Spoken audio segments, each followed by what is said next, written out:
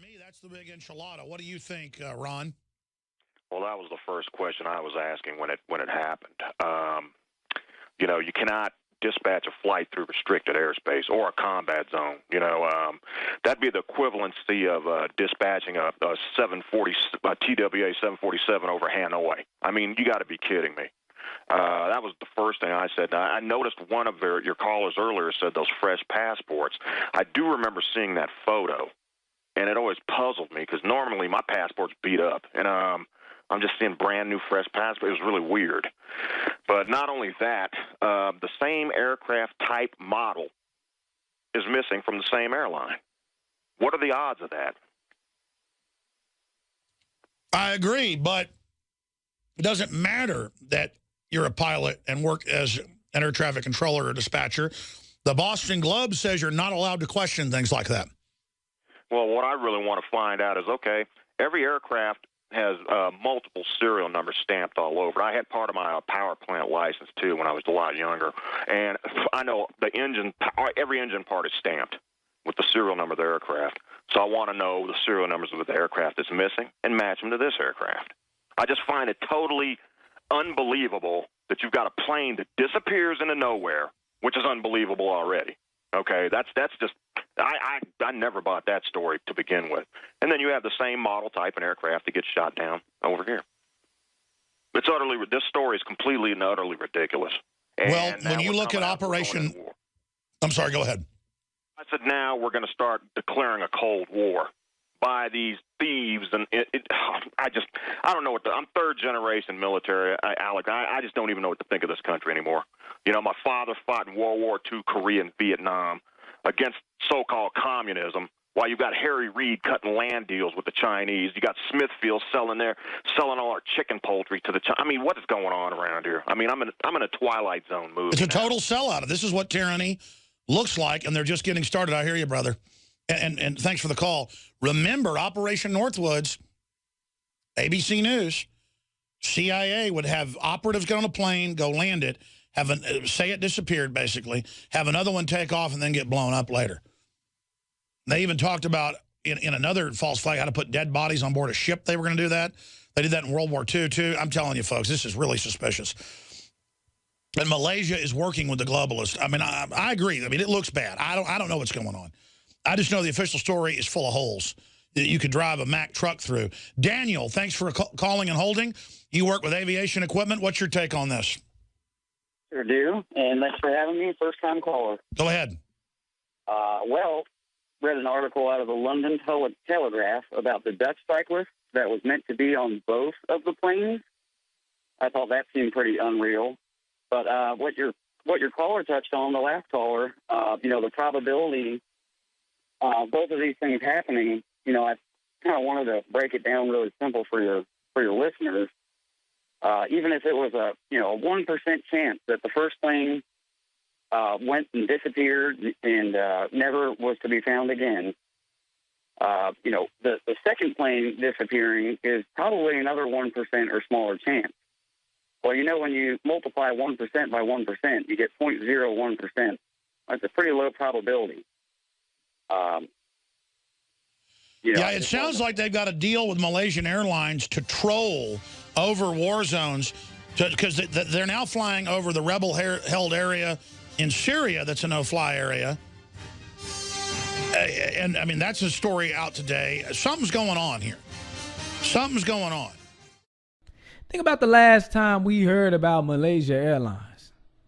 Think about it just in general. Do you really hear about Malaysia? And the last time we heard about Malaysia was when a plane got lost and they never found it. But then they said, oh, it just fell in the ocean. Everybody's dead, even though they didn't show any proof of that. The last time this happened, it was a hoax. It was fake, staged. But before that, we didn't hear a peep about Malaysia or their airlines or any other thing over there. And now, not only do we hear about Malaysia again, but it's concerning an airplane. And it's something bad happening to the airplane, just like with the last situation. And that right there alone throws up a huge red flag. The only time we hearing about Malaysia is when it's with these airplane situations. And not only that, but it's within the same year. I think you need to know a little bit more about Malaysia. A special relationship with the U.S. Malaysian forces regularly conduct joint training with the United States counterparts, and the United States routinely enjoys access to Malaysian airfields and ports. Remember, this is from 2002. Also, Malaysia provides one of the few bases outside the United States for U.S. military jungle warfare training. U.S. troops are warmly welcomed in Malaysia and enjoy training there. In particular, there have been more than 75 U.S. military ship visits in the past 2.5 years. The United States conducts training exercises with the Royal Malaysian Air Force, flying with and against them in mock battles. You hear that? U.S. Navy SEALs conduct training in Malaysia twice a year. The U.S. Army does field exercises with the Malaysian Army.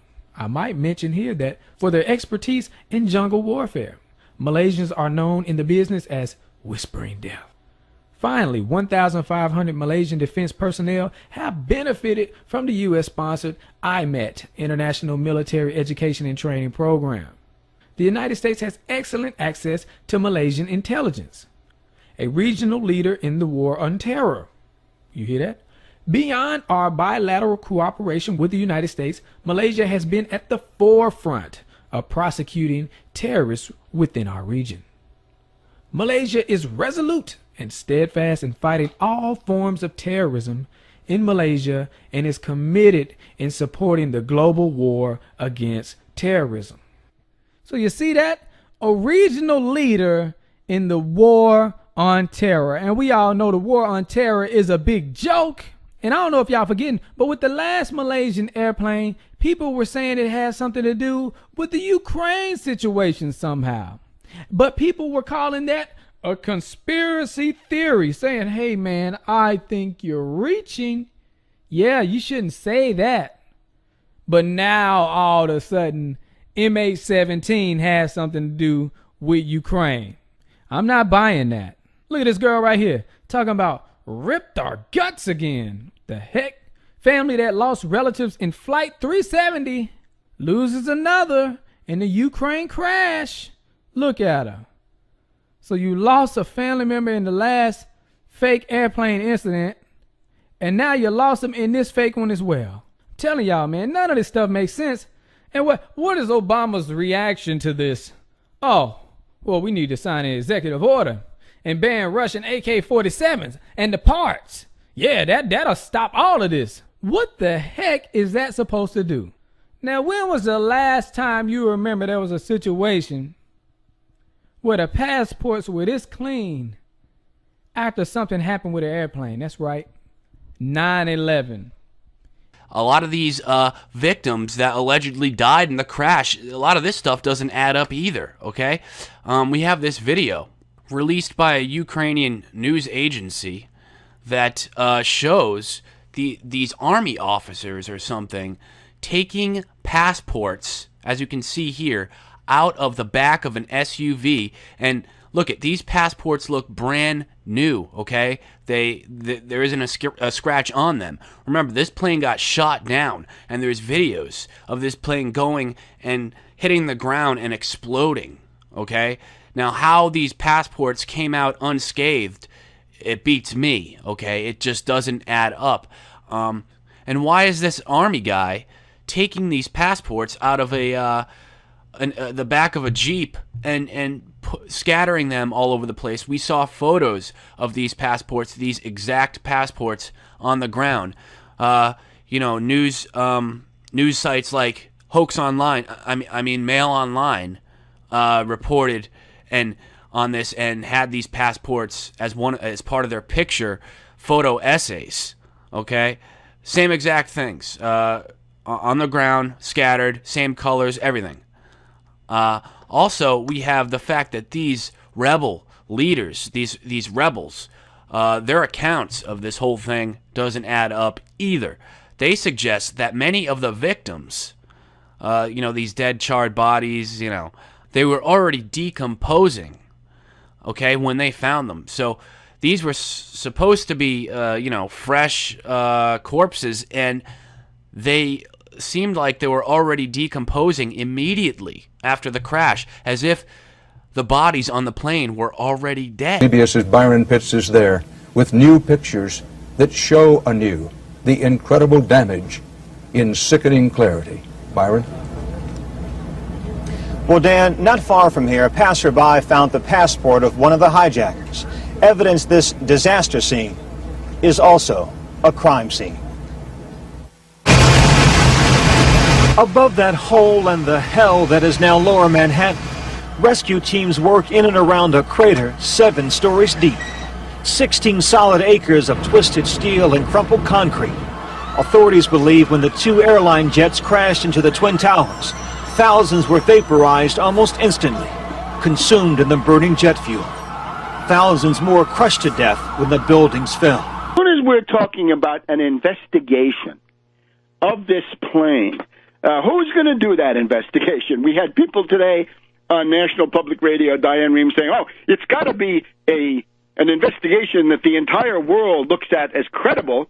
And, of course, the most credible are the expert firms in London and in Washington. Well, that is not going to work. And you can see how far from reality these characters are. We can say that 13 years after 9/11, some of us who have labored in that vineyard can say that the gullibility, the willingness of world public opinion to be duped by these false flag or provocation operations, this has declined notably, but still, the Anglo-Americans are still pushing their thing, right? What we say is the truth, and if you disagree, you're a paranoid, of course, a paranoid. Take a look at my book, 9/11 Synthetic Terror, in the 5th edition, and you'll be ready for all of these. Now, 2 sides to this question. Who did it, right? The investigation, right? The Count Berchtold Sarajevo phase. On the one hand, the warmongers claim now that they have tapes of Russian irregular forces, right? Russian rebels, pro-Russian defense forces, pro-federalization, anti-Kiev, anti-fascist, whatever you want to call them, talking to Russian controllers about what happened. And it's interesting, the best they can do is to present this as a mistake. Now, the mistake part, let's just sidebar this. On the one hand, the Kiev fascist regime declared a no-fly zone on July 8th. No airplanes should have been there.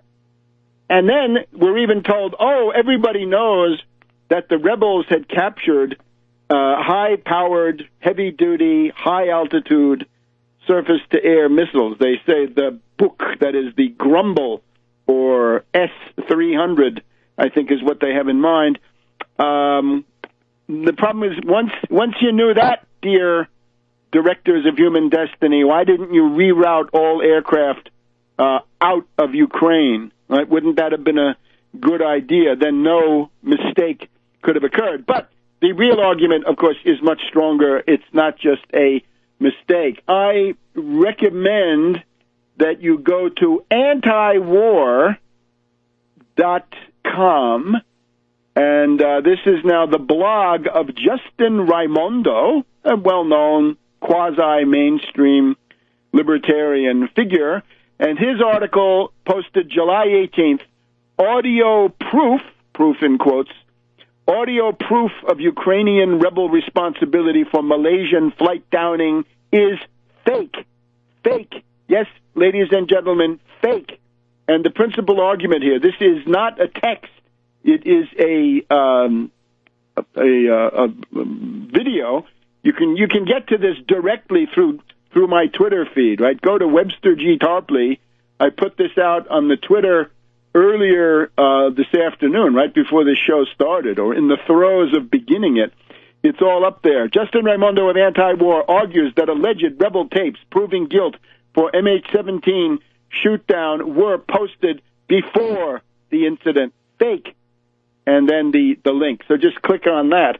And the argument is that the tape was posted before the incident occurred.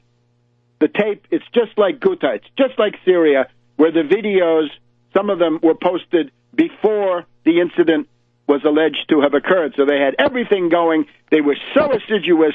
They outsmarted themselves. They were too clever by half.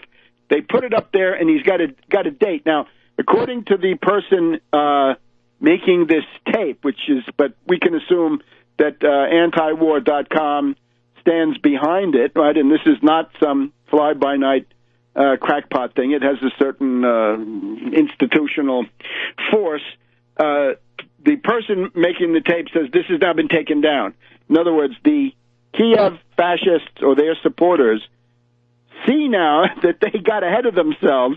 According to what I can see, and that this is just a quick look that I gave it this morning, it looks like the tape was published the night before. And then they'll say, well, that's California time. Fine. It's still published, posted many, many hours before the incident was supposed to have taken place. The incident is generally assigned to approximately midday, thereabouts, right? Midday European time. Actually, it's maybe more like 3 or 4 o'clock European time on Thursday. And this is looks like it's 7 o'clock the night before. I don't care what time that is. 7 o'clock the night before will not do it. It was posted in advance. So it's a fraud. Okay, so shoot that down. And, of course, Kerry and Samantha, her loopiness, and others will be going wild over this tape. Of course, they've been burned by tapes, right? All right, ladies and gentlemen, continuing here with this new, clearly fake Bin Laden tape, just on its face. And think about it. They release every few months re-edited 2000, 2001 videos. And then it's big national news, ABC, CNN, Fox, they all know it's fake. And then a day later, there's a very quiet retraction. Oh, we believe that was an old tape. You can look at it. It's always the same tape, always the cave in the background, always the green background, always those two tapes, always re-edited, always the same thing he's saying, and they know it. But again, the people that aren't paying attention are just halfway watching. So, oh, it's Bin Laden again. A new Zogby poll released yesterday shows that 51% of Americans, up from 45% last year, want Bush and Cheney to be directly investigated for their actions on 9/11. And 67% fault the 9/11 Commission for the failure to probe the anomalies in the collapse of WTC-7. Hours after the release of the poll, Bin Laden pops up and promises us a new editorial comment. Coincidence? Precisely the same thing happened last year.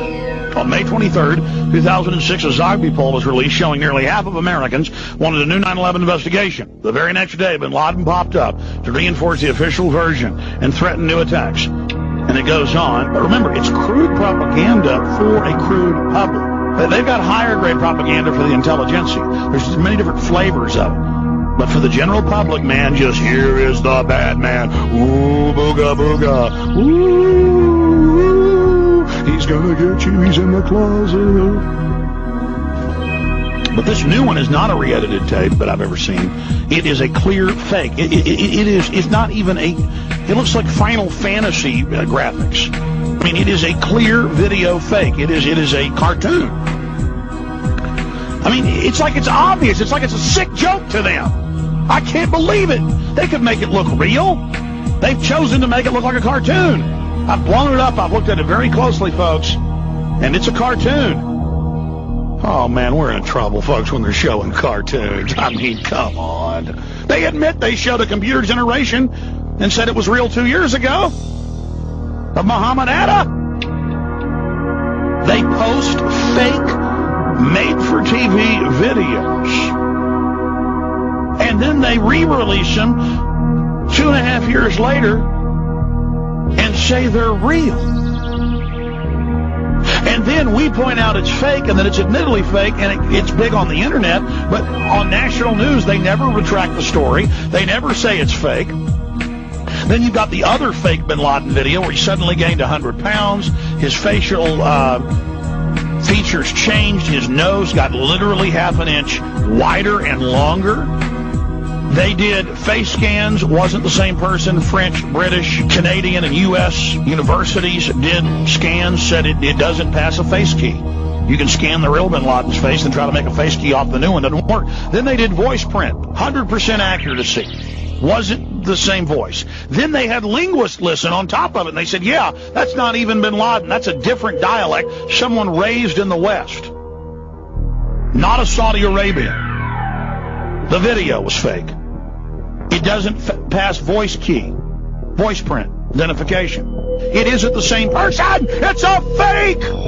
It's a fake, but that one isn't a computer fake. It's a fat guy in a dark room. They don't care about us that are awake and know they're liars now. They're building FEMA camps, militarizing police for us. They're just trying to sell 35% of the public to go along with it because they literally need them to man the McDonald's and man the FEMA camps and man the prisons and put on police uniforms. And I'm sure you've seen the billboards all over the country, TV, radio ads, join the police force. They've gone from 300,000 cops 15 years ago to over 1.2 million, and they say they want to double that in the next year. I mean, we're knee-deep in it, folks, and it's going to get worse.